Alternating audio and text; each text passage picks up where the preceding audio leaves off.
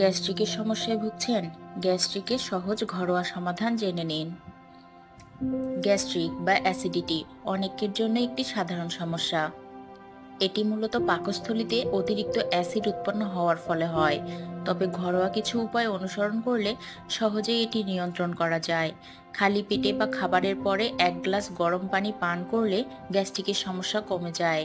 কুসুম গরম পানি পাকস্থলীর অ্যাসিড ধুয়ে ফেলতে সাহায্য করে এবং হজম প্রক্রিয়াকে উন্নত করে।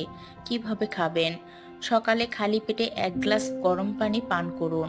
প্রতিবার খাবারের পরে এবং রাতে শোবার আগে 1 গ্লাস কুসুম গরম পানি পান করুন। আদা প্রাকৃতিকভাবে প্রদাহ কমায় এবং পাকস্থলীর অ্যাসিড নিয়ন্ত্রণে সাহায্য করে। মধু অ্যাসিড নিরসনে বেশ কার্যকর। কিভাবে খাবেন? 1 চা চামচ আদার রসের সঙ্গে 1 চা চামচ মধু মিশিয়ে পান করুন। দিনে 2 থেকে 3 বার এটি পান করুন।